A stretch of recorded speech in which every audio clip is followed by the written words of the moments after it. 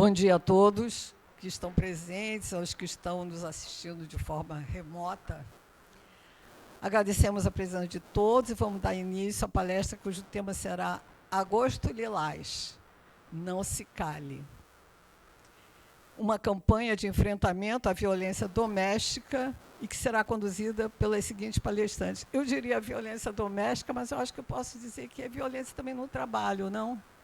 No trabalho envolve tudo, né? Tanto violência doméstica como no trabalho, como até coação, né? Cabo da Polícia Militar Muzi, lotada no 24º Batalhão e Patrulha Maria da Penha, Guardiões da Vida. E a Rosana Lousada, diretora do projeto Nunca Mais, vítima ressignificada de violência doméstica. Meninas, sejam bem-vindas, por favor. Podem se aproximar aqui. Bom dia, meu nome é Cabo Muzi. Primeiramente, eu queria agradecer o convite. Estou muito feliz de estar aqui com vocês. Esse é um assunto um pouco delicado, mas assim, a gente consegue em 1 hora botar tudo alinhadinho. Eu sou da Patrulha Maria da Penha, como ela já disse, do 24 BPM.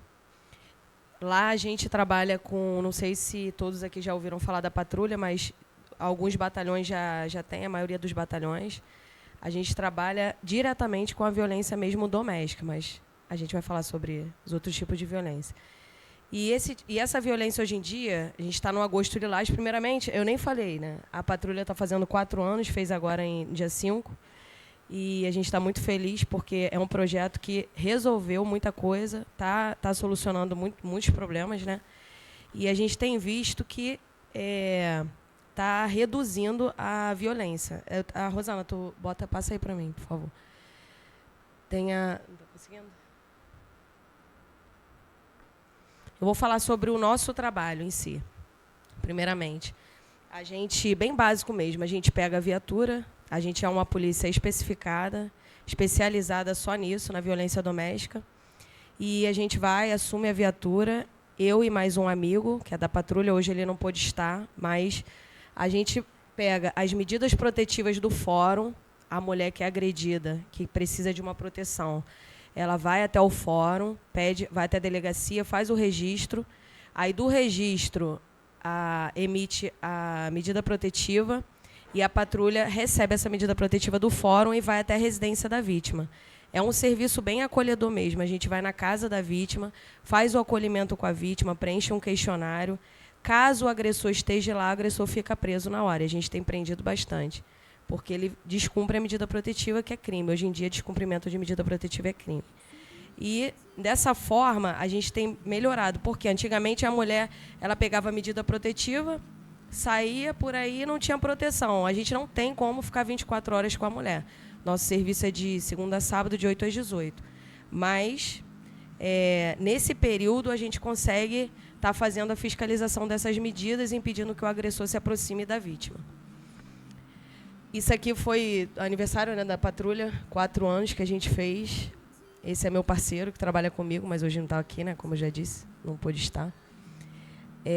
Então, enfim, o serviço praticamente é esse. Agora a gente vai falar de alguns tipos de... Eu trouxe a Rosana Lousada porque a Rosana ela viveu a violência doméstica, eu não vivi.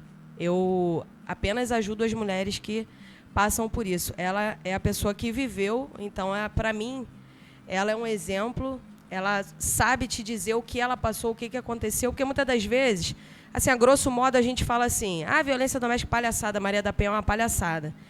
Tem casos que a gente olha assim, realmente não é aquela... A mulher, não, nem sempre, mas tem muitos casos que é sério, que foi o caso da Rosana, que até hoje ela vive sobre medida protetiva, praticamente ameaçada, né, porque o agressor não aceita, até hoje não aceita, eu não posso nem falar o que ele trabalha, porque aqui é um pouco complicado, mas, assim, ela tem me ajudado nessas palestras aí que a gente tem feito. Passa sobre os tipos de violência aí. Isso aqui, eu não sei se vocês conhecem, né, mas, geralmente, quando a gente encaminha a vítima para psicólogo, eles ensinam sobre o ciclo de violência, que é um ciclo que a vítima vive e que nem ela sabe que vive. Que começa com as ameaças, ordens de isolamento, aí depois vai para a tensão e da tensão para a explosão, que aí parte para a agressão. Existem homens que eles só ficam no psicológico, que para mim, particularmente, é o pior. Porque a gente pega casos, inclusive com a Rosana, a gente atendeu uma mulher, que a mulher estava na cadeira de roda, e, assim, pela agressão, né, física, mas o psicológico, a vida da mulher já não existia mais. Por tudo que o cara falava, fazia. E começa com coisas simples. A Rosana sabe do que eu estou falando. Começa com coisas simples. Você está... Nossa, você não acha que você está muito exagerada com essa roupa, não? Começa a isolar da família, fica mais tempo comigo, eu gosto de passar um tempo com você. E dessas coisas a mulher vai se isolando do seu mundo, da família, e ela se vê numa situação de... Praticamente, ela acha, no inicial, ela acha que aquilo é o amor da vida dela. Poxa, o cara me ama muito, ele tem ciúme, ele não gosta que eu fico muito com a minha mãe, mas é porque ele quer muito tempo comigo. E disso ela vai se isolando da família. Quando ela vê, ela já está incluída dentro desse ciclo aqui de violência, e se não houver agressão física, vai ficar só na psicológica, que, para mim, já disse, é a pior. Eu e Rosana atendeu um caso de uma moça que a gente foi chamada, na verdade, ela não tinha nem medida protetiva. O cara quebrou a perna da mulher toda. A mulher estava na muleta. Eu cheguei com a Rosana, beleza, a gente atendeu. Ela fez a medida protetiva, a gente fez aquele processo todo. E a Rosana recebeu uma denúncia que o cara estava na casa. Ela me ligou, Muzi, vamos agora para a casa dela que o cara está lá. Eu falei, vamos embora. Peguei a viatura. Cheguei lá, não vimos ninguém. A mulher estava sozinha com a filhinha, que é uma outra situação que me comove, que são as crianças, que, infelizmente, elas vivem dentro desse ciclo, que não são obrigadas, mas que a família acaba se envolvendo junto. E essa situação aí. E o que aconteceu? Essa mulher, ela atendeu a gente e falou assim, oi, gente, está tudo bem. Só que a gente viu um chinelo de um homem e a garotinha correu. Então, a criança não consegue esconder. Aí, a Rosana conversando com ela está tudo bem, ele não está aqui não apareceu mais, tal. Nisso, eu chamei a criança no canto, a gente é treinado para isso, conversei com ela, eu tenho até o áudio, que acho que nem cabe botar aqui, porque é triste. E a criança falou, tia, ele está lá dentro, escondido. Aí eu falei, tá onde? Está no banheiro, tá bom. A tia vai resolver. Tá bom, tudo bem. Aí eu falei, Rosana, está lá dentro. Não, tá bom. Aí fui nela, falei, a gente sabe que ele está lá dentro.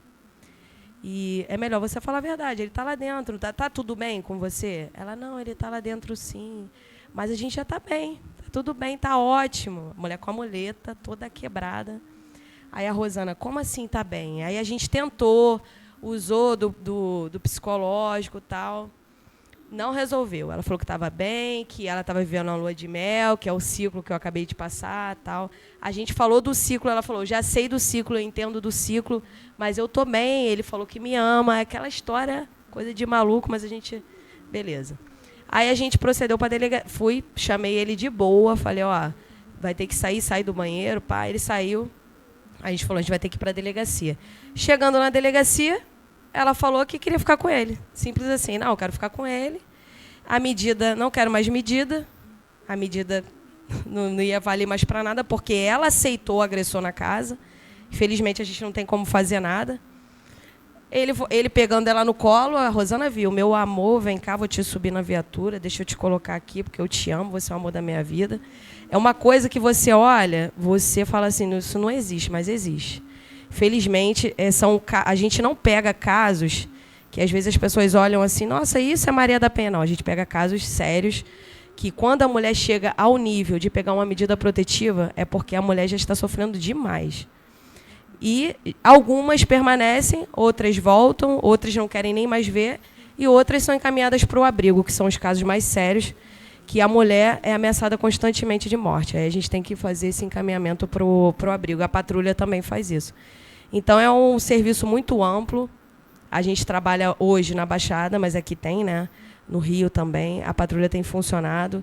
E eu queria agradecer a vocês mais uma vez pelo convite. Eu vou passar para a Rosana, para não me estender muito, porque a Rosana vai falar um pouco espero que ela fale da história dela, porque às vezes ela quase não fala, mas ela vai falar do que ela passou, que foram 2 casos de violência doméstica, porque geralmente a vítima, ela tende a, quando não se trata com o psicólogo, ela tende a encontrar um relacionamento pior. E a gente fala isso para as vítimas. Não, já estou bem, não quero psicólogo, não. A gente fala, não, você precisa. Porque o cara geralmente chega a um amor de pessoa, aquele cara perfeito, maravilhoso, que a gente pensa que é o cara dos sonhos, e não é. Aí a mulher se envolve novamente, que foi o caso da Rosana. Aqui tem os telefones, nossos telefones, mas não é isso não. Cadê a Rosana das violências? Aí aqui agora eu vou falar de alguns tipos antes de passar para ela, que ela me intimou a falar sobre os tipos de violência doméstica. Aí eu vou falar de alguns tipos de violência, porque às vezes a pessoa só acha que tem só a física, e hoje em dia a psicológica é crime, né? Se alguém aqui não tem ciência disso, isso é violência física. Essa é a Rosana Lousada mesmo, que foi, infelizmente, ela foi violentada, né, pelo agressor. Pode passar, Rosana. A física é bem aparente, né? Porque é o espancamento, é atirar objetos, estrangulamento, lesões, ferimentos e tortura. Que foi o caso dela, teve até tortura. A moral, que são os xingamentos, safada, está conversando com outra pessoa. Às vezes a gente nem sabe que a gente vive isso dentro de casa. Às vezes a gente acha que uma frase é normal, mas não é. Queria te pedir desculpa pelo que eu fiz, mas eu fazia tudo por ela me traiu, perdi a cabeça porque ela me traiu.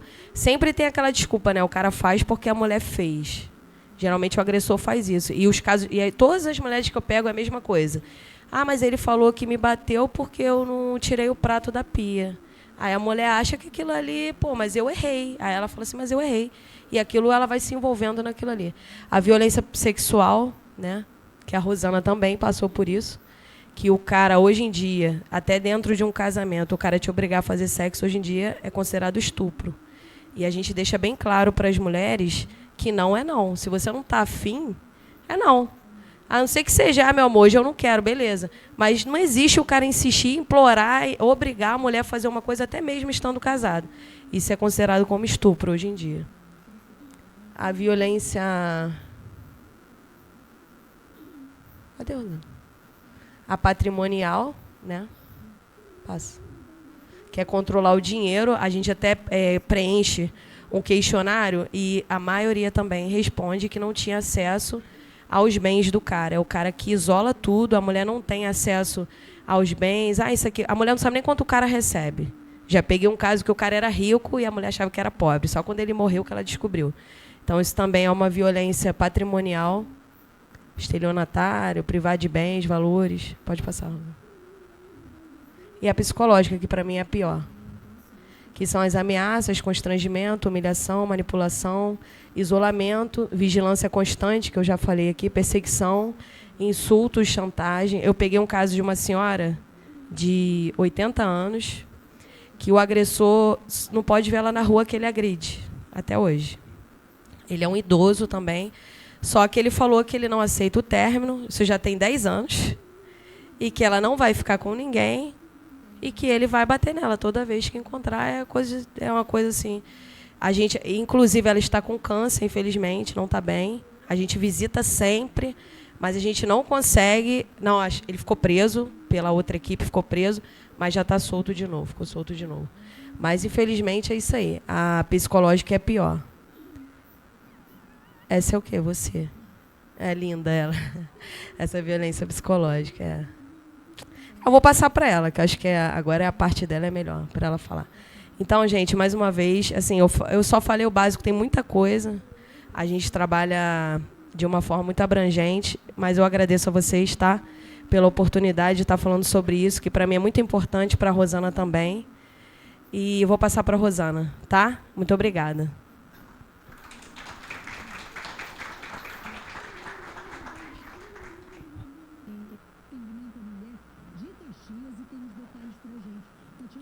A polícia já prendeu o agressor, né?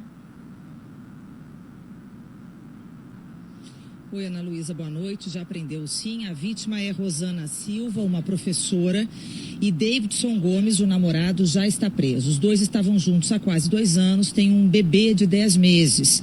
Essa agressão foi na casa dele por cerca de 12 horas. Ela ficou com hematomas por todo o corpo e o laudo médico já apontou um comprometimento parcial da audição por causa de socos. E essa não foi a primeira agressão. 2 semanas antes, o Davidson já tinha quebrado o nariz da Rosana.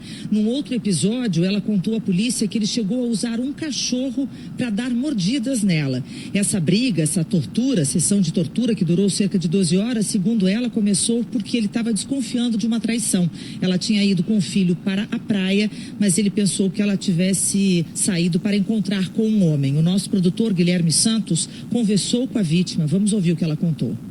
Ele começou a bater no meu rosto, a me dar tapa, soco na cabeça e chegou a me levantar e tirar meus pés do chão pelo pescoço, com uma mão só, querendo, como se fosse me enforcar, né? Eu fiquei com muito medo. Ele gosta muito de dar soco e tapa na cara, muito. Se ele ligasse, eu não atendesse, era motivo de falar que ia me cortar viva, que ia me matar, que ele chegou a falar que eu merecia um tiro. Eu converso agora com a delegada Fernanda Fernandes, que é responsável aqui pela Delegacia de Atendimento à Mulher. O agressor Davidson Gomes foi preso pela Lei Maria da Penha. Sim, ele foi preso pelos crimes de tortura, cárcere privado e ameaça. E tortura porque ele exigiu atendimento à mulher de Caxias e tem...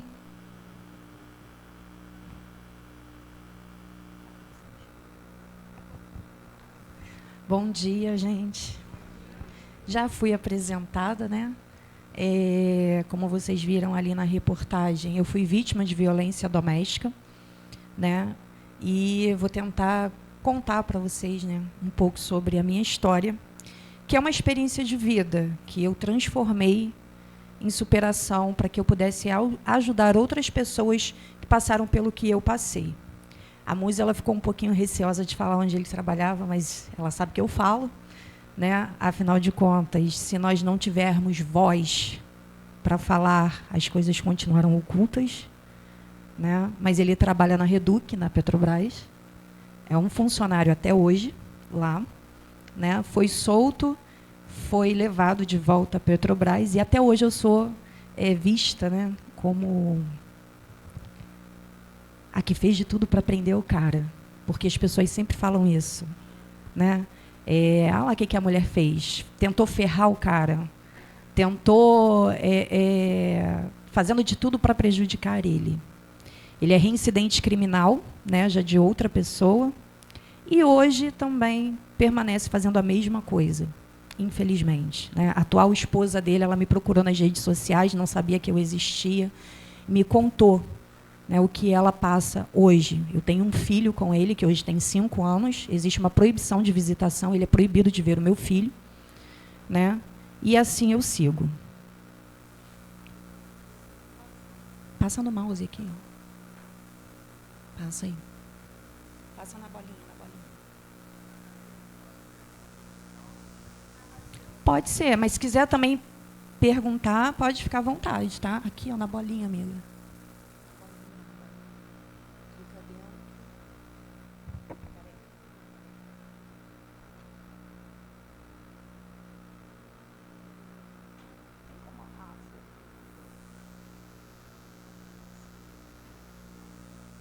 Eu vou voltar aqui aonde eu parei aqui, ela parou, ó. Vocês vão observar, né? Sou eu, a mesma pessoa. Eu fui casada por 18 anos, né, com um policial militar. E eu não sofria violência física, né? A gente sempre fala que o psicológico da mulher, nós fomos ensinadas que o bem-estar da nossa família é responsabilidade nossa. Se o nosso marido ele chega mal em casa, é nossa responsabilidade fazer com que ele fique bem, como se nós fôssemos responsáveis pelo bem-estar, alegria do homem, quando isso não é verdade, né? Então, assim, nós aprendemos isso desde a infância, isso é cultural, Nós somos responsáveis pelo bem-estar do outro, pela alegria do lar. Se o marido chegar em casa e encontrar a louça suja e ele agredir, a sociedade acha que isso é uma justificativa. Afinal de contas, a mulher do lar ela tem que ficar em casa. E se ela está em casa, ela tem a obrigação de fazer. Se ela não fizer, ela merece, então, uma punição por isso. Se ela não cuida bem dos filhos, ela merece uma punição por isso. Se ela trai o marido, ela merece uma punição por isso. Há muitos anos isso vem sendo normalizado dentro da... E, né, a gente tem agressores que, quando eles são presos ou quando a gente encontra eles, a maioria fala, mas ela me traiu. Como a Muzi falou, ela não lavou a louça, ela não limpou a casa. Como se isso fossem justificativas para que a agressão fosse feita. O que não é verdade. Ninguém tem o direito de nos agredir. Não está bom, tem o direito de ir embora. Separar, arruma outra pessoa, né? Mas punições, elas não devem existir, é crime. E ali eu aprendi, né? A minha infância, eu sou filha única, e o meu pai nunca agrediu a minha mãe, nunca bateu na minha mãe. Mas a minha mãe não podia cortar o cabelo, a minha mãe não podia usar calça comprida. Na igreja, a minha mãe, para falar, ela tinha que pedir autorização, ela não tinha liberdade de expressão. E eu cresci nesse meio. Então, quando eu me casei, né, eu tive a tendência de procurar alguém igual ao meu pai. E fui casada por 18 anos. Se vocês olharem a foto de cá, é o meu filho do meio. Hoje ele tem 20 anos, mas vocês contam os meus ossos. Eu não sofria violência física, porém ele falava para mim, você tem obrigação de ser feliz. A obrigação que você tem, quando eu chegar em casa, de eu te encontrar bem, meus filhos limpos, porque eu já te dou teto e comida. Então, já é o suficiente para você viver bem. O mínimo que você tem que fazer é cuidar das minhas coisas. Outra coisa, você já é casada com um policial militar. Qualquer mulher de rua é doida para casar com um policial. E você tem tudo. Então, está triste por quê? Eu não tinha o direito de ficar triste, eu não podia me aborrecer, eu não podia contrariar nenhuma decisão dele, eu não tinha voz, eu não tinha escolha. Se fosse pintar a minha casa e eu quisesse pintar de azul, ele pintava de rosa só porque eu não queria. Era sempre o contrário. A palavra dele sempre prevalecia, a minha opinião nunca serviu. Eu não sabia de nada, eu não era inteligente o suficiente. E, nisso, ele começou a minar quem eu era, né? De fato, eu deixei de ser quem eu era, porque eu fui morrendo aos poucos. Aí passa para a minha próxima. Não, para o outro lado. Aí, tá vendo o lado de lá? Eu cheguei a pesar 40 quilos. E a foto da direita foi 2 meses depois de separada. Para vocês verem como o psicológico, a violência psicológica, ela destrói, né? Volta lá, amiga. A outra. Da esquerda, com um bebê aqui de vermelho, né? É o meu bebê de 5 anos hoje. Isso foi depois de separada. Enfim, consegui me separar. Eu sofri agressão física. Já no final do meu casamento, descobri que ele tinha outra família. Quando eu fui, né, tirar meio que satisfação, como que você fez isso? E ele começou, então, a me agredir fisicamente. Fiz o registro de ocorrência, me separei. E eu me lembro que o delegado falou para mim, se você não se tratar, o seu psicológico, a probabilidade de você conhecer alguém igual ou pior e atrair isso para a sua vida é de 99,9%. Porque é padrão psicológico. Não é aquele famoso, essa aí tem dedo podre. Não, é padrão psicológico, é inconsciente. Nós atraímos isso quando não somos tratadas. E foi exatamente o que aconteceu. Eu fiquei bem, como vocês viram lá, estava feliz da vida, me sentindo, e então resolvi seguir a vida. Fiquei 1 mês e meio indo no tratamento, abandonei, e... Pode passar, não vou falar sobre isso. Não. Volta lá. E... Pode botar no início, amiga. Lá do início. Aí, pode deixar aí. E então eu comecei a, né, curtir a vida, fui viver a vida, eu só tinha os meus 2 filhos, e 7 meses depois conheci então esse rapaz em Caxias, que era uma pessoa maravilhosa, era um homem perfeito. Tudo aquilo que meu ex-marido achava de ruim em mim, feio, meu marido falava que eu era magra demais, que eu não sabia fazer comida, que meu cabelo espetava, que mesmo que eu tomasse vários banhos, meu corpo fedia. tudo que ele podia fazer para me minar como mulher, destruir a minha autoestima, ele fazia. E quando eu conheci o outro, a gente sempre fala, a mulher vai pelo que ouve e o homem pelo que vê. Às vezes a gente fala, nossa, tão bonita, né, com um homem feio desse, mas é muito real. Nós vamos pelo que nós ouvimos. E ele, sem saber da minha história, ele adorava o meu cabelo. Eu era a melhor mulher do mundo. Na época eu trabalhava no Tribunal de Justiça aqui do Rio, me ajudava na minha faculdade, me incentivava no meu trabalho, era uma pessoa maravilhosa. Depois de alguns meses engravidei e ele começou então as perseguições. Por que você está online? Por que se eu estou no meu horário de serviço? Por que você entrou no WhatsApp? Se eu não ia falar com você, entrou por quê? Para falar com quem? Printa as conversas. E todas as vezes que eu chegava em casa, ele olhava meu WhatsApp. Se tivesse um contato sem foto, ele me agredia. Se tivesse qualquer conversa com os meus filhos que não batesse com o horário, ele olhava os minutos, ele me agredia. E quando eu estava com 7 meses de gestação, então, ele me deu a primeira surra. Ele colocou um cachorro para me morder. Eu comecei a tentar fugir dele, eu não conseguia. Ele ameaçava os meus 2 filhos. Meu pai estava com câncer em fase terminal. Eu passei dos 7 meses de gestação até o meu bebê completar 10 meses, os piores meses que vocês possam imaginar na vida de vocês. A ponto de entrar no tráfico, aonde eu moro, e pedir, pelo amor de Deus, vai na minha casa, porque ele está vindo e ele vai quebrar tudo. Tira ele de lá, faz qualquer coisa. Mas eu não aguento mais. Eu já tinha 3 registros de ocorrência. A minha medida protetiva ela não era validada, né? A medida protetiva ela só tem validade quando o agressor assina, quando ele toma ciência. Se ele não toma ciência, ela não tem validade. Então, quando eu ligava 190 que a polícia ia, eu falava, eu tenho medida protetiva. Olhava-se no sistema, está negativo. Ele não foi comunicado, então ele não pode ser preso. Então, o policial conversava com ele, ele ia embora. Mas fui mandada embora do Tribunal de Justiça porque ele ameaçou meu chefe, falou que ia matar todo mundo, invadia a minha casa quando eu bloqueava ele, não queria mais falar com ele, ele aparecia na minha casa, pulava o muro, quebrava minhas portas, já tentou, ele é muito grande, né? Então ele não cabe embaixo da cama, e foi se esconder atrás do armário, do guarda-roupa, para ele entrar atrás do guarda-roupa, ele teve que arrastar o guarda-roupa, o perfume dele, eu sabia que ele estava dentro da minha casa. E o meu pai ainda no fim da vida foi para casa para morrer em casa. Eu só queria evitar que a minha família, que meu pai soubesse daquilo tudo. Mas olho roxo, o que houve? Não foi nada, maquiagem, puxão.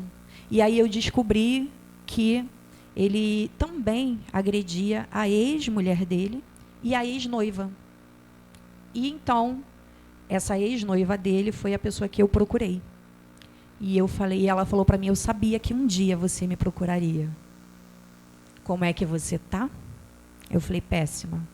Aí ele vai te matar, porque ele é assim. Ele quebrou 2 costelas dela, dando bicos, chutes.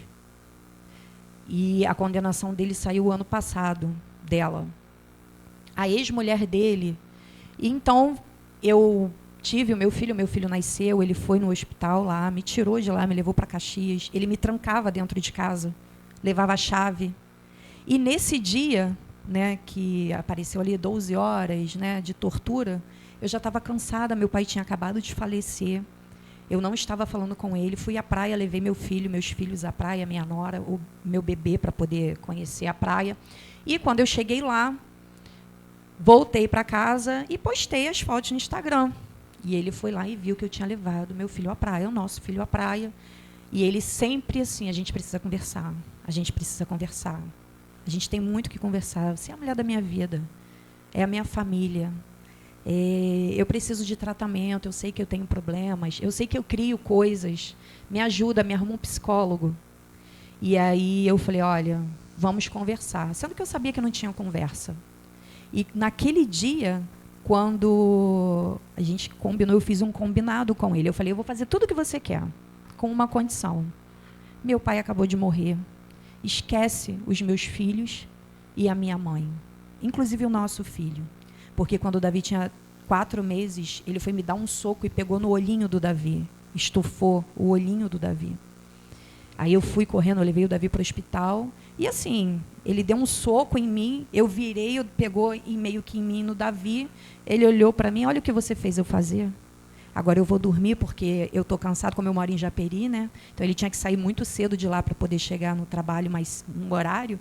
E ele sempre foi muito, com o trabalho dele sempre foi muito correto. E ele falou, eu vou dormir. Eu falei, mas o nosso filho, olha o olho dele. Ele, você resolve. Estou cansado. Eu não mandei você fazer nada disso, você fica me provocando. E eu fui para o hospital, passei na delegacia, fiz o registro de ocorrência, fiz o BAN, meu filho recebeu atendimento e guardei. Ficou lá, né, dando prosseguimento ao processo. E esse dia eu tinha pedido para ele, eu converso com você, sabe quando você se entrega, que você fala, já chega? E foi exatamente isso que eu fiz. Eu tinha acabado de ser mandada embora do TJ, eu já estava assim, sem rumo na vida, já tinha desistido. Ele não era notificado e aquele dia ele aceitou o combinado. Ele falou, tudo bem, o Davi pode ficar. Falei, ele vai me matar, hoje eu vou morrer. Arrumei as coisinhas do meu filho, dei para minha mãe e falei para ela, mãe, é seu. Entrei no carro com ele, fui para Caxias. Chegando lá, a gente foi para um bar no centro de Caxias, conversar. Ele não dirigia na época, né? Ele não tinha carro. E a gente conversou ali no bar, ele já começou com algumas questões. Por que você foi à praia? O que você fez? Por quê? Quebrou meu celular. Eu falei, está tudo no meu telefone, você pode olhar. Não tinha nem espaço para homem no meu carro. Dali, ele pediu para eu levar ele em casa. E foi quando eu cheguei lá em Duque de Caxias e ele não quis que eu fosse embora. Ele queria que eu entrasse na casa com ele. Eu relutei para não entrar. E o primeiro soco que ele me deu, que ele perfurou meu tímpano, né? Ele me deu um soco, perfurou meu tímpano, foi no meio da rua. E não sei se vocês sabem, mas quando a gente perfura o tímpano, né, o ouvido, você perde o equilíbrio. Naquele momento ali você perde. E eu fui correndo à delegacia, o rapaz estava sentado fumando, olhou para mim e falou assim, você está bêbada? Eu falei, eu não bebo. Ele, você está bêbada? Eu falei, eu não bebo bebida alcoólica, eu não estou bêbada. Eu levei um soco, eu estou sentindo muita dor e eu estou zonza, me ajuda, eu não consigo nem dirigir. E quando eu olhei para trás, ele vinha atrás, correndo. O espaço curto, entrei no carro de volta, ele entrou do lado e falou, olha o que eu fiz, eu vou cuidar de você, volta para casa. Nesse meio tempo, fui no UPA também, não tive atendimento, voltei para a casa dele. Ele já tinha ficado, eu estava sem gasolina, estava com 5 km de autonomia e ele tinha pego meu cartão e a minha bolsa, meus documentos. E eu voltei. Voltei, ele ficou lá, sofri, as pessoas falam, você não ficou muito marcada, né? A tortura psicológica, ele deitava em cima do meu corpo, tentava me sufocar com o peso dele. Quando ele via que eu estava perdendo a consciência, ele me dava água para beber e deixava eu recuperar o fôlego. Rasguei as minhas mãos porque eu quebrei o vidro e tentei puxar o meu corpo. Foi uma sessão de tortura que durou até o domingo à tarde, quando alguém ligou para ele do trabalho e ele precisava comparecer lá, não sei de fato o que tinha acontecido. E ele falou para mim, eu vou lá no meu trabalho e quando eu voltar, se você não estiver aqui com tudo que é meu, o meu filho, Elisa Samúdio vai ser pouco para você. E eu falei para ele, ele falou, nem perícia vai te achar. Eu falei, eu vou morrer, mas eu vou morrer lutando. Porque quando acharem o meu corpo, vão saber o que aconteceu. E ele falou para mim, quem disse que vão achar seu corpo? Eu vou, mas você vai fazer tudo isso. Tirou minha roupa, me jogou uma água gelada para tirar o sangue, colocou uma outra roupa em mim, me deu a chave do meu carro, meu cartão, minha habilitação, e falou, você vai para casa buscar meu filho e tudo que é meu. E você vai voltar. Eu falei, tudo bem. Concordei, não conseguia mal andar, fui até um posto policial, ali eu fui socorrida, fui para o hospital de Saracuruna, né? Enfim, fui fazer tratamento, fiz o registro de ocorrência e ele foi preso 10 dias depois. Né? E aí, quando ele foi preso... Passa aí, amiga, por favor. Para frente. Mais. Pode deixar aí. Quando ele foi preso... Olha, volta aqui, isso aí... Quando ele foi preso, eu entendi e aprendi sobre a dependência emocional que a vítima ela sofre dentro do relacionamento abusivo, porque ele foi preso e eu comecei a ter abstinência sobre o relacionamento e fui me tratar. Eu tomei 1 ano medicação, né, Muzi, controlada, para que aquela dependência das agressões saíssem de mim, porque o nosso organismo também acostuma com coisas ruins. Não tem aquela mulher, quando a gente fala assim, você vê que uma mulher está sendo agredida, você fala, ah, mas também essa gosta de apanhar, porque está ali sofrendo, a gente fala, mas ela não sai, ela continua ali, é safada. Quantas vezes a gente não julgou uma mulher por ela estar num relacionamento, a gente sabe que ela está sofrendo, mas ela não sai de lá. E aí é que entra a dependência emocional. Hoje o Estado oferece centros de tratamento, né, que são os CIANs, para mulheres que são vítimas de violência doméstica e familiar. São psicólogos gratuitos e orientação jurídica, para que essa mulher saia justamente dessa dependência, desse ciclo de violência. E então eu comecei uma luta, né? Eu comecei uma luta jurídica. Ele tinha 4 advogados, eu não tinha ninguém, eu tinha uma defensora que não sabia meu nome na hora da audiência, e ali eu comecei uma luta para provar tudo que eu já estava passando, né? Graças a Deus ele foi condenado, né? Recorreu, agora tem 1 mês que saiu, os desembargadores mantiveram a condenação dele. E eu criei, então, em 2019, esse projeto que ajuda vítimas de violência doméstica e familiar, que é a linha de frente. Eu vou aonde o Estado não vai, que são palestras, eu conto a minha história. Quando uma mulher se levanta, perde a vergonha de falar que foi agredida, abusada, e tudo isso, ela fortalece outras mulheres, porque é possível sair desse relacionamento, né? Aquela foto... Essa foto, vocês sabem quem é esse rapaz? Não, amiga, aí. Vocês sabem que é isso? O que é isso? Quem lembra? Anestesista. Anestesista. Por que eu estou mostrando isso? Passa para frente mais um pouquinho. Aí. Vocês lembram dele? Médico, vereador. Você olha assim... Tem cara de agressor? Tem cara de quem bate em mulher? Aí você passa, preso. Espera aí. Não tem cara de que bate em mulher. Não tem cara de quem agride, de quem mata uma criança. E aí a gente fala, o agressor não tem um perfil característico. Porque quando a mulher sofre, a gente vê esse tipo de coisa, a gente tende a falar o quê? Também só arruma quem não presta. Então, se eu arrumar um advogado, eu estou bem? Se eu arrumar um médico, eu estou bem? Se eu arrumar um anestesista, eu estou bem? Um vereador? É o que a mulher escolhe pela profissão? É por quem esse cara é? Não. Porque o agressor não tem um perfil. E aí o agressor é aquele cara que você vê todo dia, que te dá bom dia, te dá a mão. É um pai de família exemplar. E quando a mulher fala que sofre, ela passa por maluca. Por quê? Porque perante a sociedade, ele é uma ótima pessoa. Tanto que... Vamos lá. Tá. Aqui? Tá.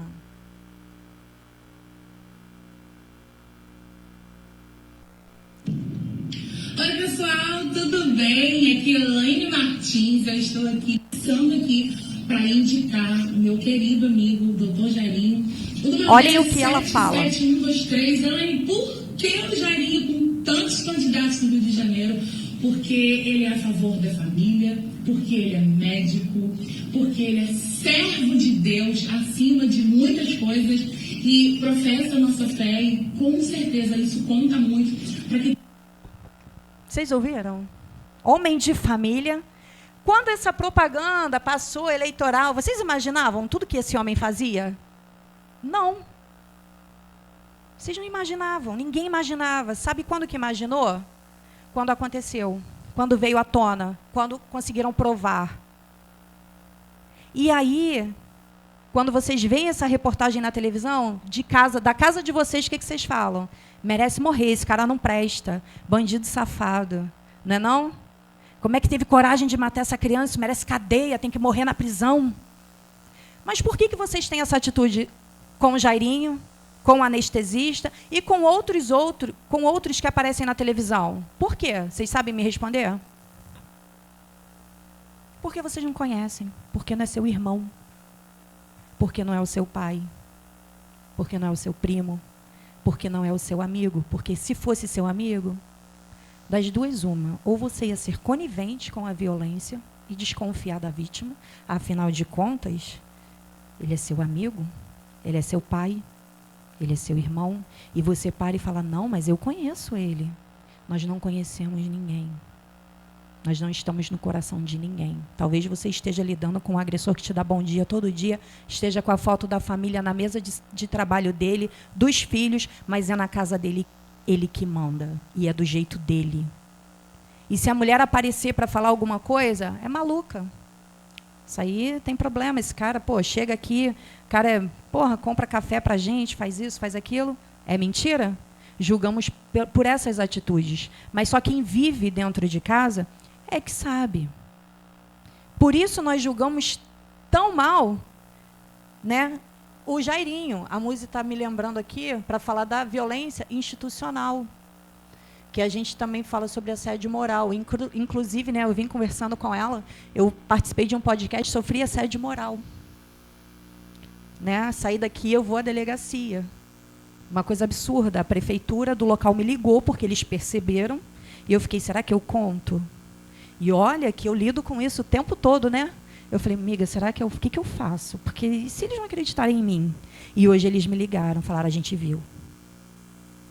A gente viu, não vai ficar por isso mesmo. Eu falei, que bom. Então eu vou fazer o registro. Testemunhas não me faltam. Então, assim, o que viria a ser uma violência institucional? Assédio dentro da instituição. Né? A gente falou sobre violência sexual. No trabalho também acontece. Né? O exemplo que eu dei lá, eu estava com um vestido preto e eu coloquei a xuxinha de cabelo que estava no meu braço. Falei, nossa, o pessoal está filmando, vai ficar feio, né? Uma xuxinha no meu braço, botei a xuxinha no vestido, porque a xuxinha também era preta, então não ia dar para ver. Quando eu levantei, a xuxinha caiu. Ele pegou e veio me dar. Quando ele veio me dar, ele não me deu a xuxinha. Ele saiu levando a minha mão aqui. Ó. Aí eu olhei, puxei, eu falei, que é isso? Fiquei, não, deve ser coisa da minha cabeça. E aí, durante o podcast, ele sentou na cadeira e ele ficava olhando o meu corpo de cima e embaixo. E o meu vestido era aqui, ó. Não pode nem falar que as pessoas justificam, né? Porque o vestido é curto. E eu falei, Senhor, está me incomodando. Incomoda. Quem falou que a mulher gosta dessas coisas? Quem falou que quando a sua colega de trabalho passa, que você dá certos olhares, ela gosta? Talvez nem sempre quando a gente cala, a gente consente. Talvez seja medo, vergonha. Né? E no final, quando eu falei que eu ia embora, cheio de gente, eu falei, gente, eu preciso ir. Eu levantei ele, eu vou também. Aí eu falei, aí não. E deixei ele ir. Quando ele pegou a reta da porta, eu acho que eu li o pensamento dele. Eu vou sair na frente dela e espero ela ali. Eu falei, ele vai sair na minha frente. Ele saiu, eu voltei. Voltei e sentei no mesmo lugar. Eu falei, não, vou esperar vocês. Ele estava no carro dele. Eu fiquei mais ou menos umas meia hora ainda com o pessoal, esperando todo mundo sair para sair junto. E ele estava na esquina no carro dele. Ainda. Aguardando eu sair. Só que eu saí com todo mundo. E as pessoas perceberam. Então, isso é muito ruim, porque eu tive medo de sair. O cara me esperando na esquina dentro do carro, sendo que em momento nenhum eu dei nenhuma brecha para que ele viesse a fazer isso comigo. Muito pelo contrário. E eles vieram me pedir desculpa hoje, falaram, você me perdoa, a gente percebeu, todo mundo percebeu que você tentou se esquivar e tudo mais. Falei, não, tudo bem, então a gente vai levar isso à frente. Então, assim, a gente tem que ter muito cuidado no nosso local de trabalho, porque assédio moral é muito sério e não é legal. A gente não gosta disso. Né? Eu vou, só para encerrar... Cadê?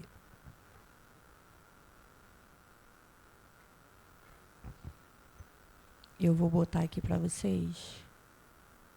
Né? essa juíza, que a juíza é Luciana Fiala, é uma juíza que ela lida com violência doméstica agora, né? Ela está no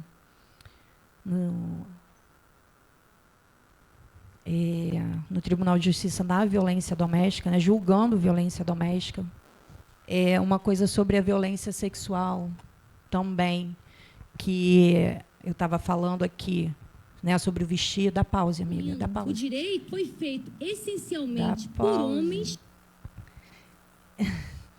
E o que acontece? A gente tem a mania, né, como vocês viram ali, o anestesista, ele violentou sexualmente aquela gestante. O que tem de interessante, de sexy, né, para um cara violentar sexualmente uma mulher em trabalho de parto? E aí, às vezes, você vê na televisão, não sei se vocês viram agora uma reportagem de uma menina bêbada, que o cara pegou ela, jogou nas costas, saiu, estuprou ela, só saiu de manhã cedo.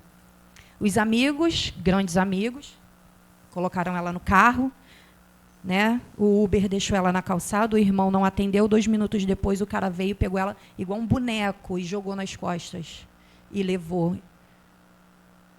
E aí a gente fala, também estava bêbada? Pediu. Tudo isso. Só que não é assim. Quantos bebês a gente não vê que são violentados e usam fraldas descartáveis? A gente vê, né, Muzi? Criança de 1 ano violentada pelo pai, crianças de 5 anos violentada pelo tio, né? Então, que nós não possamos fazer juízo de valor, de roupa, do que a pessoa usa, né? O estilo daquela pessoa. Ela tem o direito de ter o estilo de vida que ela quiser, sem sofrer violência. E ela fala justamente sobre a lei, que a gente fala sobre a Lei Maria da Penha, né, que está completando 17 anos, e ela fala que as pessoas... Por que Lei Maria da Penha? A Lei Maria da Penha veio para dar o direito à mulher a quê? Para quê? Por quê? Vamos ouvir o que ela fala.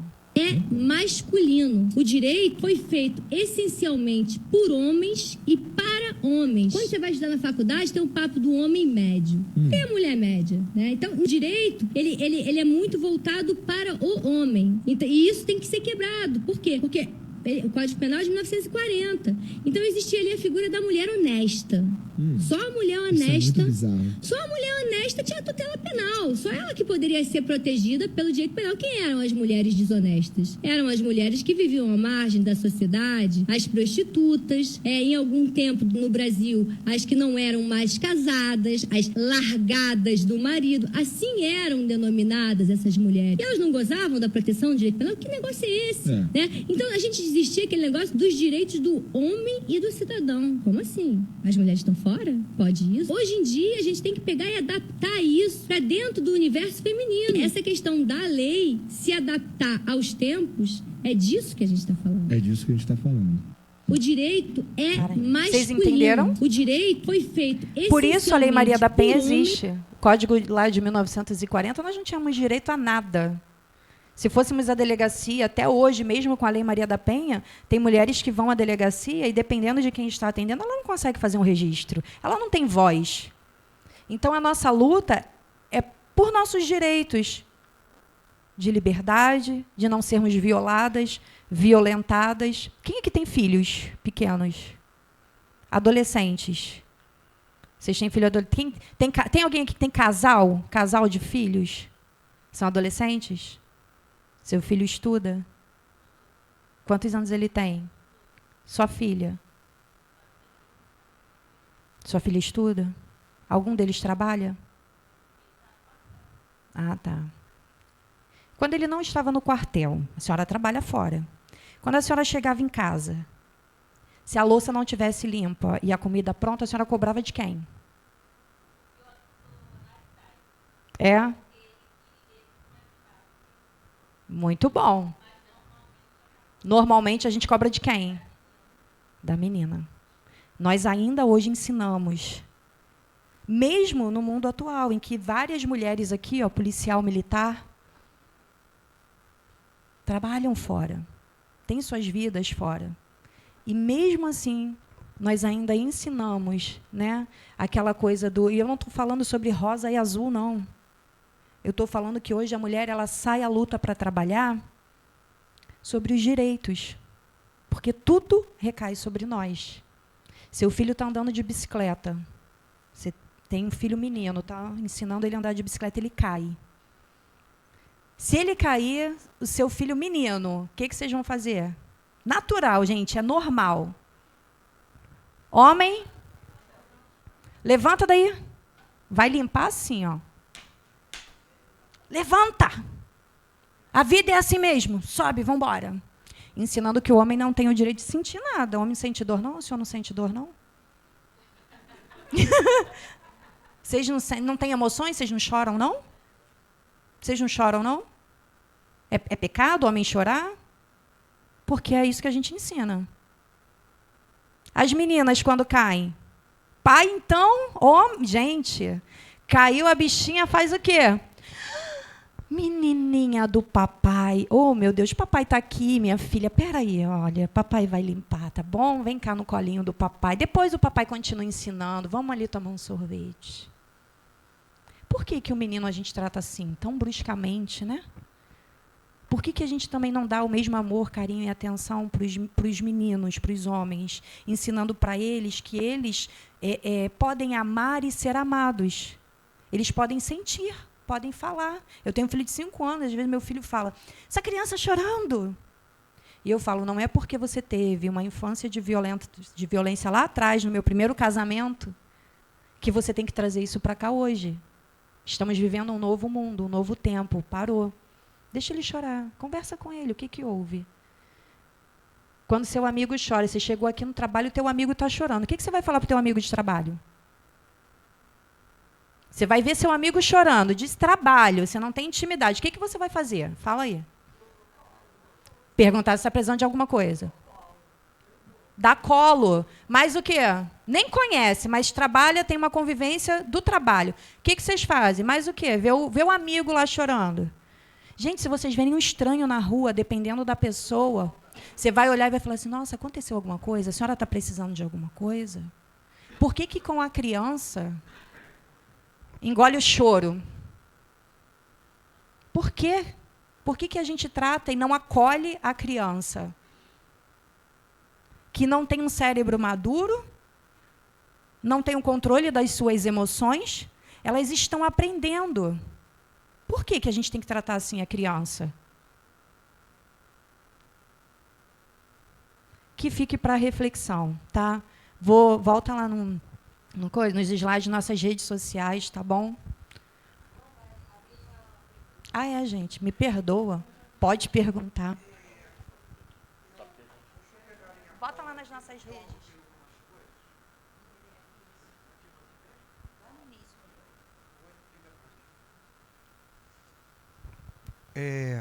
Oi? De pé? Tá. Bom, Rosana, né? Isso. Rosana, fiz umas colinhas aqui porque eu anotei algumas coisas para facilitar. Bom, primeiramente te parabenizar pela tua coragem de se expor aqui, botar a cara a tapa. Obrigada. Numa história tão ruim, tão triste, mas que você, assim, a gente percebe claramente no brilho dos olhos de você falar que você superou, ainda está superando e principalmente está conseguindo ajudar outras pessoas. Isso é muito nobre, né? Parabéns pela tua coragem de dividir com a gente essa tua experiência. Um outro aspecto que assim me ressaltou do que foi dito aqui, eu notei um certo dedo de falar que o cara trabalha na Petrobras, até porque a gente é uma associação ligada à Petrobras. A Petrobras é uma amostragem do país, como o Congresso Nacional é uma amostragem do país, como qualquer associação, qualquer clube, qualquer entidade, qualquer empresa é uma amostragem do país, onde tem gente do bem e gente do mal. Então, não há nenhum constrangimento em relação a esse aspecto de trabalhar na Petrobras. Bom, outro ponto, eu queria perguntar a você, por que esse cara não está preso? Esse cara não está preso? Então, infelizmente, as nossas leis, e como eu falei, né, as pessoas não me conheciam, não sabiam nem quem eu era lá. Então, eles acreditaram no que ele falou, na história que ele contou. Né? Mais para frente, eu vou postar a condenação dele, e o que ele diz no processo, né, que o juiz fala, as contradições são imensas, ele não sabia o que ele falava. Mas os amigos juntaram e pagaram 4 advogados para ele, eu não tinha ninguém. Mas ele foi condenado? Ele foi condenado. E não está preso? E ele é reincidente. A lei diz, infelizmente, que lesão corporal é até 3 meses. Aí vai do regime, né, e tudo mais. A Lei Maria da Penha ela não cabe pagamento de cesta básica, nada disso. Então, o cara ele fica 2 anos, no período de 2 anos curtos, não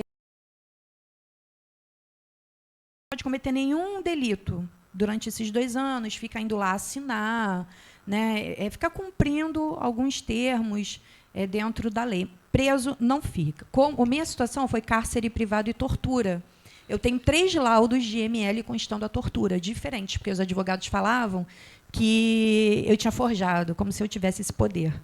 Então, eu fiz em IMLs distintos, de municípios distintos, para comprovar as lesões. Os 3 laudos foram iguais. Mas, dentro da violência doméstica da Lei Maria da Penha, não tem a lei de tortura. Não cabe. E aí o promotor pediu a descaracterização dos crimes. E o cárcere privado, ele pediu a descaracterização também porque eu aceitei a proposta dele. Mesmo ele tendo me prendido, não me permitido sair, ele disse que não constava. Para o senhor ter noção. É porque eu não trouxe o processo, está no meu celular. O promotor pediu absolvição pelas ameaças, simplesmente porque eu não tinha a data correta das ameaças. Ele não foi preso, ainda pode ser preso? Ele foi preso. Foi preso, ele ficou 2 meses e 20 dias preso. Muito tempo, sofreu muito. Né? Tá bom. Obrigado. Muzi, né? Bom, obrigado pela tua presença também aqui com a gente. Eu ouvi há pouco tempo, acho que semana passada ou retrasada, eu acho que é uma vitória importante, né? Que o STF votou descaracterizando a questão de crime contra a honra para efeito de defesa. Essa alegação não é mais cabível. Isso já foi votado no STF, acho que foi um grande lance. E uma coisa que eu não entendi que ela falou, que eu queria ouvir de você, não desconfiando do que ela falou, mas se o cara não assinar a medida protetiva, ele não vai preso? Então, o que acontece? Antigamente, quando não existia a Patrulha Maria da Penha, o policial que não era preparado, ele chegava até o local da vítima, né? Aí verificava que não tinha sido notificado. Até hoje, ele não é preso. Mas hoje, com a patrulha, como é que a gente faz? Se a gente leva para a delegacia, é porque a gente tem todo um carinho e cuidado diferente dos policiais. Não estou desmerecendo, mas eles não são preparados. A gente leva até a delegacia e lá ele é notificado. Só que imediatamente ele é solto. Ele só pode ser preso se for pego novamente, infelizmente. Ele tem que ser notificado para ser preso. E só se considera notificado se ele assinar? Só se ele assinar. Hoje em dia está pelo WhatsApp também, mas geralmente é muito difícil conseguir contato. Tá mas complicado. É um verdadeiro absurdo, né, isso, né? Bom, e para terminar, para não monopolizar aqui esse papo, eu queria saber de você, dentro da tua experiência de conviver com esse tema, a questão da ocorrência dessas situações, considerando as diferenças de camadas sociais da sociedade. A gente percebe essas coisas acontecendo mais em camadas sociais mais baixas. Eu queria, dentro da sua percepção, de que isso é uma realidade ou é porque as camadas sociais médias e altas, a coisa não chega onde tem que chegar na força policial para agir? Enfim... Então, a gente tem a patrulha na Zona Sul também, e a gente conversa muito, eu pergunto, né? Nosso município é muito grande, são 5 municípios para uma patrulha, uma viatura, então é difícil. A gente atende 5 municípios. Na Zona Sul já vamos dizer, é menor, né? É aquele município ali, vai atender aquele município. Então, tende a ser menor. Aí eu perguntei à minha amiga assim, pô, é bem menos, porque no 24 BPM a gente quase não tem controle. Japeri, para mim, é o pior município que tem, o e-mail não para, é direto. Mulher sendo agredida de 1 em 1 minuto. Não tem nem, a gente não tem como ter controle. Aí eu fiz essa pergunta a ela. Ela falou que a maioria das mulheres com poder aquisitivo melhor, elas têm vergonha. Elas não querem que a viatura chegue na porta. Então, eu acho que isso influencia. Eu não posso dizer porque a gente trabalha na Baixada, então não tem como responder pela Zona Sul. Mas, assim, pelo que eu entendi, a maioria delas é mais a vergonha mesmo, quando não quer ser constrangida. Até na Baixada mesmo a gente passa por isso. Pô, viatura... Esses dias eu fui receber uma mulher, a mulher falou, viatura na minha porta? Aí eu falei, oi, senhora, tudo bem? Boa tarde, da patrulha. A senhora não fez a solicitação de uma medida? Não, fiz sim, mas a viatura tem que vir na minha porta? Aí eu falei, então, senhora, eu estou aqui para sua proteção. Aí acabou, a gente consegue... Não, então entra, que eu tenho vergonha de viatura aqui na minha... Então, na Zona Sul, eu acho que isso eu acho que deve ser pior, né? A minha amiga disse que, geralmente, elas falam assim, não, vamos marcar no batalhão mesmo, a gente vai no batalhão. Então, acho que escondem um pouco, isso é ruim. Isso é ruim, né? Obrigado vocês duas. Nada.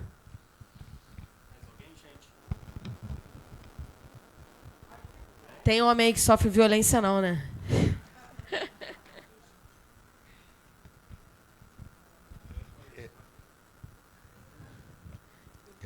Bom dia. Eu tenho que louvar e agradecer. Sou muito emotivo, desculpa, não posso me estender muito, não. O seu projeto é muito louvável. A lei foi feita, só precisa ser aprimorada. Todas as leis, né? Mas já se deram o projeto, o pontapé inicial, e pessoas como a senhora está expandindo isso para ser justamente questionado e aprimorado, né? Eu queria entender, tem a patrulha PM e a patrulha municipal. Qual a diferença, o que faz essa... Então, na verdade, a patrulha, a Ronda, ela veio para somar com a patrulha, porque a patrulha não está dando vazão. A verdade é essa. A gente não atende à noite, a Ronda já vai trabalhar 24 horas, a gente não vira, a gente trabalha até às 18. Então, isso vai enxugar um pouquinho. A gente estava até conversando sobre isso no carro, que eu estou muito feliz. A gente não quer patrulha só para a gente, não. Se a gente pudesse dividir, expandir, estava bom, porque, de preferência, um batalhão, né? Só para Maria da Penha acho que seria minha maior alegria, porque a gente vê que precisa realmente. É a mesma coisa, mas é só para somar. Eu só não sei em relação à administração, preenchimento de documento, se é diferente. Agora, o atendimento, acredito eu, que vai ser a mesma coisa. É só para reduzir mesmo os índices de criminalidade. Assim, vem de apoio à Guarda Municipal para apoiar a PM, seria né? um apoio, Certo. É porque a Ronda é 24 horas. Uhum. A PM só trabalha de 8 às 18, de segunda a sábado. Sim. Isso é definido no processo e aí fica aquela instituição, né, no compromisso, né? Isso. Tá, tudo bem. Eu estou realmente passando por esse processo, não vou me expandir por muito aqui, não. Mas eu agradeço, eu vou ver se eu sigo a senhora para entender, porque o mundo está vindo de baixo, em cima da minha cabeça. E eu estou tentando entender o que está acontecendo. Uma pergunta agora para a senhora. Esses casos aí, liga a pessoa a ser uma pessoa psicopata? Sim.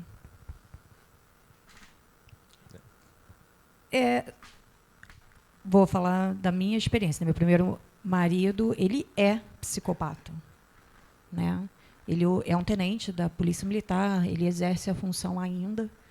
E é um ciclo. Hoje eu não sou mais vítima dele, mas ele tem outras pessoas que ele comete sem nenhum tipo de pena, ele não tem pena de ninguém, ele não tem... Até com os próprios colegas de trabalho. o comportamento dele é o mesmo, né? Eu estava esses dias na delegacia e chegou um pessoal, né? E o pessoal conversando do lado de fora, e eu estou aqui trabalhando, fazendo as coisas, e ele está falando lá, e o pessoal falando, ele estava falando de mim. E estava falando dele. Ele falou, a ex-mulher dele lá colocou Maria da Penha nele. Porque o cara não presta mesmo. Isso é ruim para a gente aqui, imagina lá. Então, assim, ele chegou a um nível, né? Antigamente ele conseguia camuflar. Hoje ele já não consegue mais. Esse outro agressor, né, que é o pai do Davi, eu sempre disse que ele fez até um tratamento, né? O juiz determinou que ele comparecesse ao psicólogo para que ele fizesse as sessões no CR Homem, que é um centro de referência para homens agressivos que tem em Duque de Caxias. Ele fez. E eu esqueci o nome, mas ele cria situações. Ele mente tanto, ele acredita na própria mentira e ele acaba criando situações.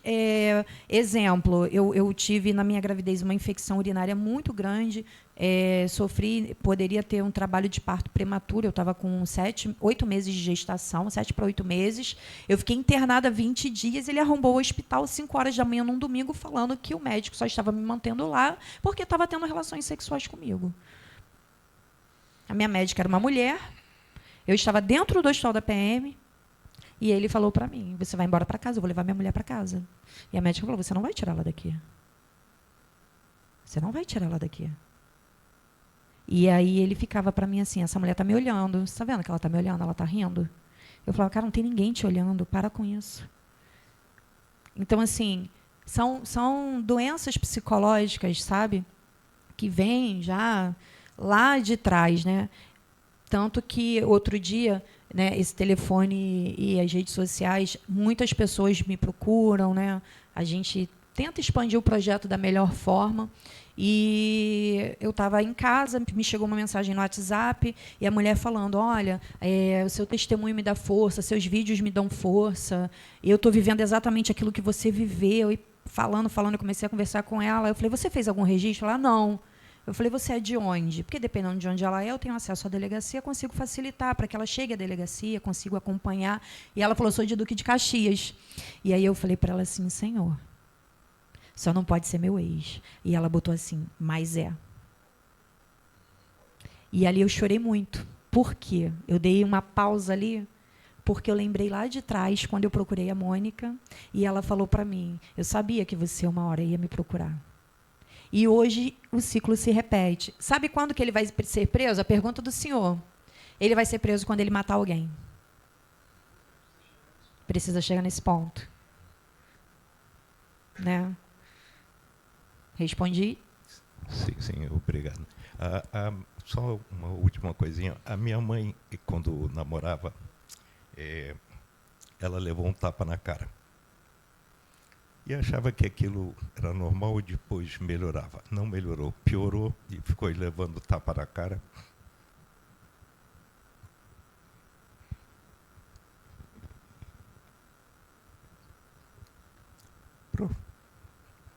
Pro resto da vida.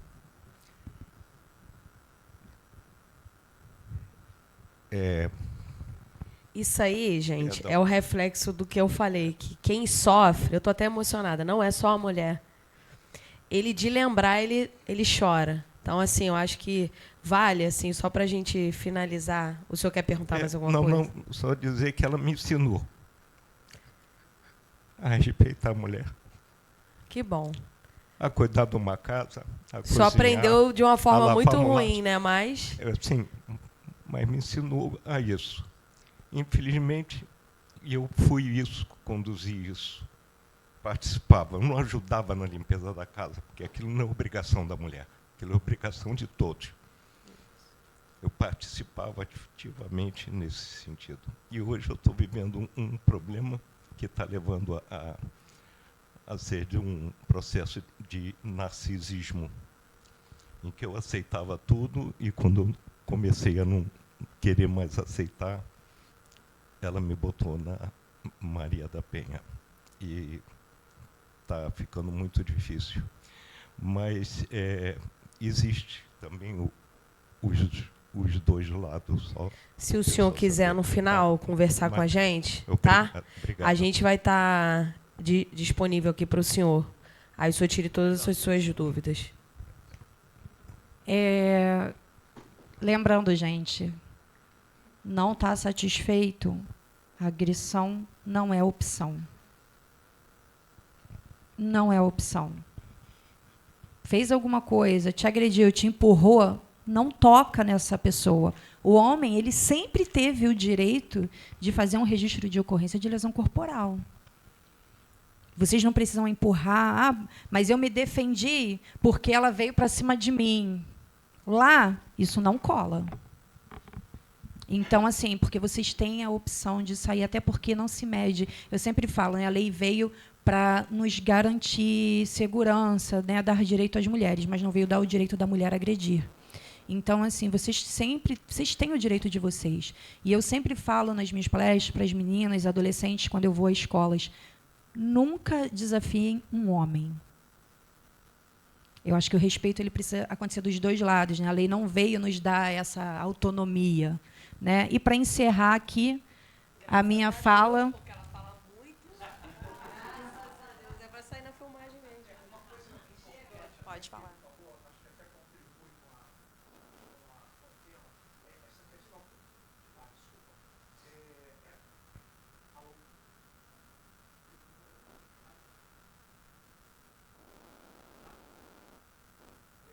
Oi?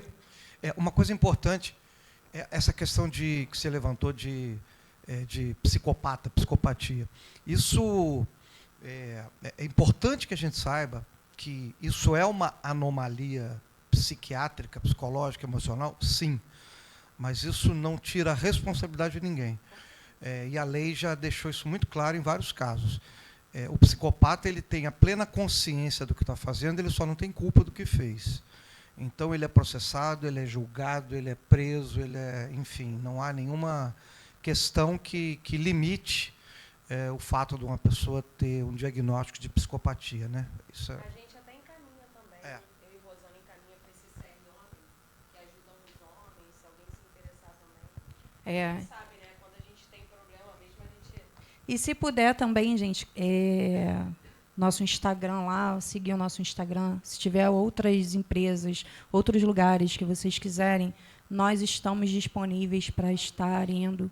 Tá? A Patrulha Maria da Penha do 24º Batalhão, Queimados, né, que também é nosso parceiro lá do projeto, a Patrulha Maria da Penha, que vocês possam também estar indo lá, se quiser postar foto lá e tudo mais. A gente precisa dessa amplitude para que a gente possa alcançar outras vidas, outras famílias e chegar mais à frente. Obrigada.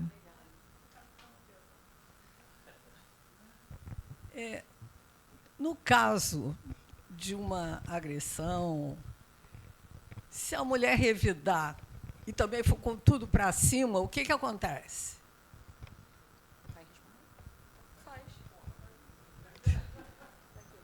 Sim, porque...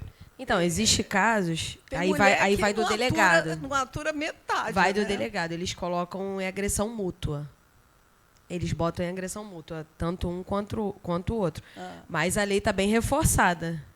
Então, assim, geralmente, quem paga o pato é sempre o homem mesmo, porque não tem como medir forças, né, de um homem para uma mulher. É uma amplitude física. Mas já vi casos de ser mútuo mesmo. O delegado entender que um bateu, o outro bateu, então...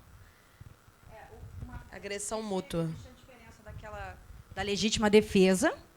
Sim. Né? O meu caso, eu briguei com ele, arranquei isso aqui dele, sangrou, ele ria, ele vinha para cima de mim, mas vocês imaginem, eu tenho 1,60, ele tem 1,80. O homem é desse tamanho. Eu dava um soco nele, ele ria. Mas sempre tem uma jarra de cristal para a gente bater. Não, nem sempre. Tem sempre. Nem sempre. Uma garrafa para a gente mandar. Eu costumo falar, né, que o inimigo ajuda esses camaradas, sabe? Porque eu me lembro que tinha uma coisa embaixo da cama, e eu olhava assim, eu falava, gente, vou enfiar isso nele. Só que você imagina, perdeu isso aqui, ó, sangrando, ele olhava para mim e falava, você acha que isso aqui vai me parar? Falei, eu vou enfiar nele, ele vai tirar rindo e ainda me mata com isso. Então, o que eu fiz? Escondi. Porque você tem que saber até onde você aguenta. A gente não aguenta. A mulher, ela não tem essa... O homem, ele pode ser pequeno. A gente não tem. Na hora da ira, né, daquela coisa, óbvio que se você tiver uma arma, né, você vai dar um tiro, se tiver uma faca, mas aí vai caber ao judiciário o entendimento se é ou não legítima defesa. Porque se você teve a opção, outra opção que não fosse matar, não entra como legítima defesa. Ou ser mútuo. Tá bom. Obrigada, hein?